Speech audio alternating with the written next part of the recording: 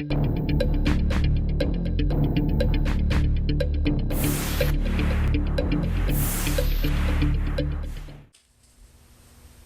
guys, Trevor the High Desert Tactical, and today we're going to be doing some old school sighted in an optic. Today we'll actually be sighting in my ITAC prismatic scope, and we're going to be sighting her in for about 50 yards because it's about as far as I want it to be sighted in for, just for combat simulated shooting. I've gone ahead and mounted my ITAC to my tactical 1022, which I actually have just finished, so there's a video on that coming out soon talking about this Ruger 1022 that I've modified. So I've gone ahead and got a target set up for about 50 yards from where I'm sitting, and we're going to talk about how to sight that sucker in old school style without a bore sight or anything. One thing that you guys may notice is that when you try to bore sight a prismatic or an ACOG, some of them, especially lesser, like more inexpensive ACOGs and stuff, or prismatics, they're harder to sight in because like they're very small power. Like this is a 3-power optic, and so when you put a bore sight out there, it's not powerful enough to bring the bore sight's image up for you to see it, and it's really blurry. And sometimes bore sighting, a lot of people think, especially people that are new to shooting or maybe just not as avid or whatever, but they think once you bore sight a gun, it's ready to go dead on. Most bore sights say that they're good to 100 yards. They get you within a 6-inch group at 100 yards. Some even claim maybe get you within a 1-inch group at 100 yards, depending on how good the bore sight is and stuff, and that's kind of reaching in my opinion. Generally what I think is once you bore sight a rifle in, they are good up to a 5 or 6-inch group at 50 yards or even 25, but 50 yards is like spreading it out. So I'm going to actually go ahead and sight in my scope without even using a bore sight. We're going to do it old school, and I'm going to show you guys how to do that because not everybody has a bore sight, or not everybody has a bore sight at the ready. So let's get started. So for you guys' information, just reference the ammunition I'll be using for my sighting in. I'm going to be using Remington's Golden Bullet hollow point. This is basically a 22 long rifle brass plated hollow points. It's considered high velocity, and basically the way it works is it's got it's 36 grains. It's lead round nose hollow point, 1,280 feet per second at the muzzle, basically 1,010 feet per second at 100 yards. 131 foot-pounds at the muzzle and 82 foot-pounds at 100 yards. And its drop is negative 5.6 inches at 100 yards, sighted in at 50 yards. So that's the technical information on the rounds. Okay, so here I've set up, it's really funny, but I mean, some of you may laugh or not, but this is how you do it. I got myself my 50-yard spread set up, and I started at 50 yards, measured out 30 yards, coming towards the target, so I measured from 50, 30 to 10 yards right here. So I'm at 10 yards, there's my target. I should be able to hit this. If for some reason my optic's off that bad and I'm shooting off into the yonder, then that's some bad juju. So you always want to make sure you got all the tools you need. Today I am using my lead sled because I'm doing this by myself, and it's a really good piece of equipment to sight in your rifles and things like that. It's really good for larger caliber guns. 1022 really is not a lot, so it's not like I need weight or anything in it to keep the recoil down and keep you on target easier. So make sure you got everything you need. I got my screwdriver for adjusting the windage and elevation. I'm going to go ahead and remove the caps for my windage and elevation. Got myself a 10-round magazine in here, just don't need much. So what I'm going to do is I'm going to take the crosshairs on this puppy and aim it right onto the bullseye of that target, and I'm going to take one shot, and hopefully I'm on the paper, because if I'm on the paper, then I'll know where the barrel, where the bullet hits versus where the optic is looking, and that's a good start. So let's do that first. So here we go. Bear with me, guys. This is what happens when you do this stuff by yourself. So I'm on the target. I'm bullseyed. I'm gonna fire one shot. This is how it works. So my crosshairs are actually here, right on the bullseye. And when I actually fired, this is where my round hit. So I'm gonna take my screwdriver and I'm gonna use this reference to adjust where my optic is aimed. So I'm gonna keep my re-aim, put my crosshairs on the bullseye, not moving my distance or anything, staying at 10 yards exactly where I was.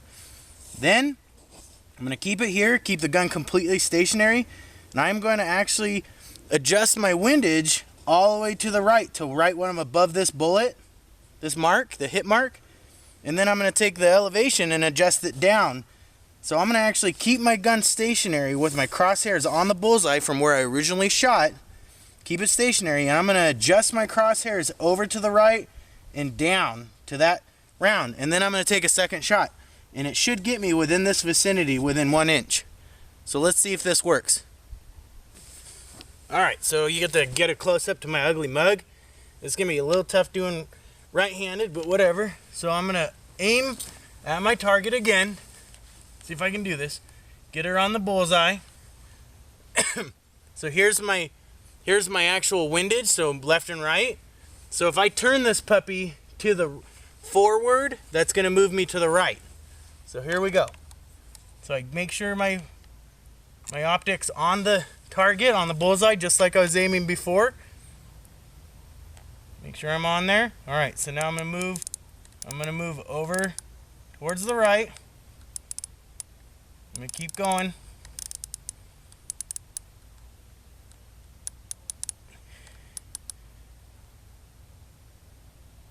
All right, so now I'm above it.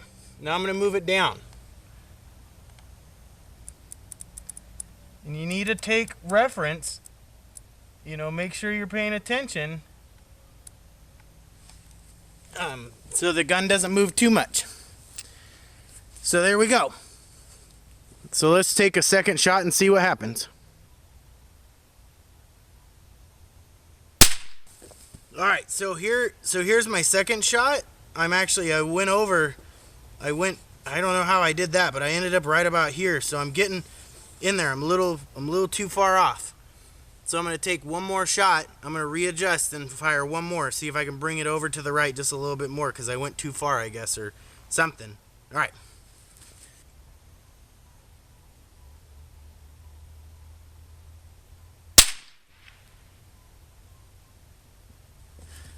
So here's my bullseye shot. So now I'm centered within a 1 inch group at 10 yards. So now I'm just gonna basically move back just a little bit. So that's what we're gonna do. Work on it a little bit more. Now here's a trick. So here's my 3 shots, 1 to 2, 3. Like I work in either 2s or 3s. That's how I do it. So now what I'm gonna do is I have a little pieces of tape, packing tape, scotch tape, any kind of tape that really makes sure that you designate the difference between the hole and the target. It doesn't matter if you obstruct the actual target. We just want to make sure you don't get your shots confused, because you may be wrong. So I'm going to take a piece of tape and cover these 3 holes.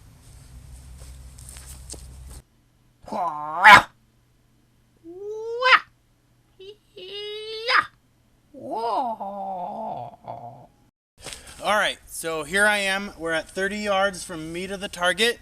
I used a kind of an inexpensive rangefinder, so that, it's not exactly perfect, but it's a good way to get on paper and get shooting some good groups. So here I am going to take my first shot, and then I'm going to go scope it out, because I'm right where I can barely make out the 1 inch bullseye on the target with the reticle of my ITAC. So I'm feeling that if I want to shoot good groups with this puppy and still be real tight, I'm going to have to sight this in for about 30 yards. And so that's, if anything's coming near me or anything like that, it'll be close enough. I'm not going to be picking things off 100 yards with this puppy.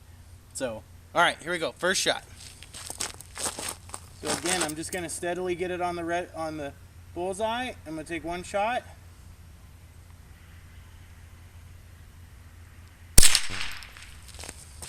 Now we're going to go check it out. Here's my 4th shot from 30 yards.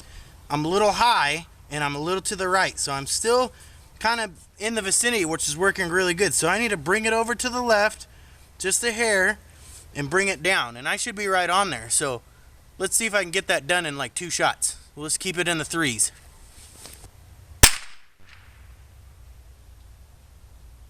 So I'm still screwing up a little bit. So I brought it down, but I moved over too far.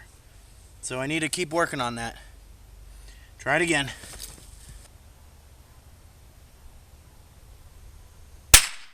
So there we go. So I'm right in where I need to be. So I need to bring her over just a little bit and up, and then I should be right on there. Let's go ahead and tape these up, because those are my 3 shots. So let's do that. Like the same spot. So, yep. We'll try again. Alright, so now I'm dead on right there. So, what this is telling me is I've got my gun sighted in. This area right here, I'm going to take my 3rd shot and see if I can get it again. What it's telling me is that I've adjusted my scope properly, but what's causing me to be off just a little bit is that I'm using a very shaky table, and I'm kind of I'm moving the gun a little bit on this, in the same place, because I mean, the lead sleds aren't perfect, so you got to kind of adjust the gun for fine increments by posting your body and bringing up the barrel or the butt of the gun with your arms and stuff. And so there's a little bit of sway in what I'm doing, but I'm within less than an inch. I'm at 3/4 of an inch of a group right now. So if I can hit my 3rd shot in this vicinity again, then I think I got my optics sighted in right where as best as I can get it, especially for a little 3 power. So one more shot and see what happens. So there's my 3rd shot. I'm still within this little group. I'm in within less than an inch at about 30 yards of the little 3 power prismatic, non-adjustable. So I think this is about as good as it's going to get for me. So, yep, that's how it works. So I got it all zeroed in, so you want to make sure that you put your caps back on. You don't want to lose those little puppies. And there's little O-rings on here. It's always good to check the little O-rings, make sure they're still in good shape. Give her a little, get it tight, and then give it a 1/4 turn to make sure she's on there good, but don't go anymore. Just a little, so that's tight. 1/4 turn. There you go. Not even a 1/4 turn, like 1/8 of an inch. So that's about it. Alright, so I have gone ahead and reloaded my 10-round mag. I got 1 in the chamber already. I'm going to rattle off all 10 rounds. Well, it's actually be 11 rounds now. I'm going to rattle off all 11 rounds at the target. Try to keep her at a bullseye, and see like what kind of group we get at rattling them all off. Let's do this. Ready?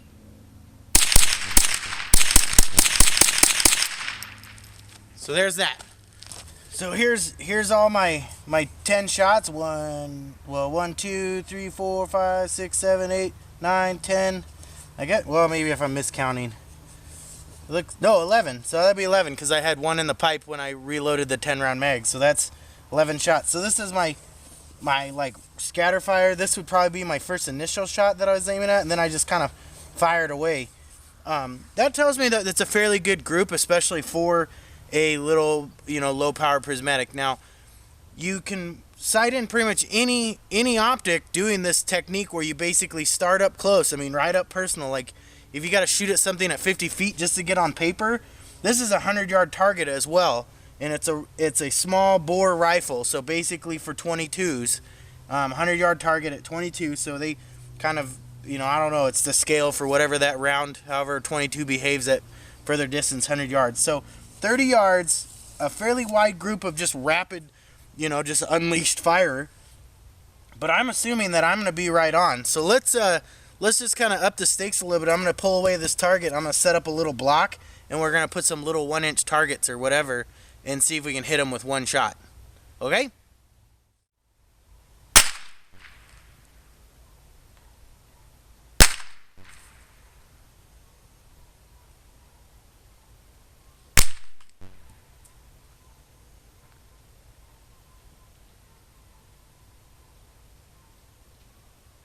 So that's it. I'm pretty dead on in my opinion. I got can hit 3 golf balls at 30 yards with that little Optic, and it's hitting pretty normal. Hit a little I don't know what this is, some kind of lid with plastic in it, some garbage laying around the property. So yep, that's about it.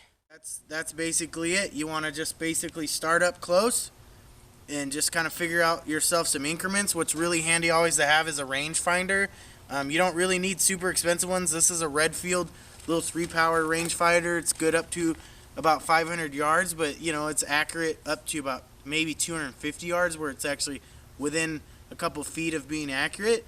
But I normally just use it for about 150 to 200 yards, and it works perfectly fine for me.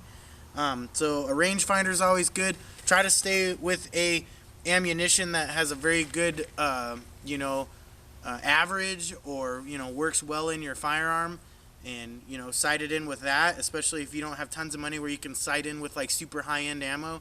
Try to just stick with a good average ammunition that works well in your firearm and works well for you and your budget, and just kind of work from there. Stationary rifle stand is very, very important. You can get away with using inexpensive rifle benches, especially with a 22. I mean, there's little to no kick with this puppy at all, so that doesn't really affect you. But it's nice to have something stationary, and this really works really well when you're shooting by yourself. But if you have somebody to help you, especially when you're sighting in, they can hold the rifle stationary for you, and you can adjust the windage and elevation and kind of work together. And one key thing is repetitive shooting. Don't shoot a gun 3 or 4 times and then think it's sighted in. One thing that I like to do is I like to take about 3 or 4 shots out of my rifle, maybe 3, 4, or even more. Unload a clip or a magazine, actually. Unload a magazine, get the barrel warmed up, and then start firing away. And then maybe shoot it with it's a little bit cold. Like, you want it sighted in for, there's a couple different ways you want to look at it this way. If you're shooting a lot and you want it accurate as you're shooting, especially with like competition shooting, you want it sighted in for a warm barrel. If you are a hunter, you want it sighted in for a cold barrel, because your barrel's always going to be cold and the round is going to shoot that way. So sight it in for a cold barrel if you're a hunter and you're not like firing away all the time. But those are just my opinions, and I could be completely incorrect, but logic would serve that that's how it would behave. But many people might want to argue with me about that. If anybody has their opinion, just try to be polite. I definitely will take criticism and enjoy good comments, but just don't be disrespectful. Hey, this is Trevor with High Desert Tactical. Do what you do.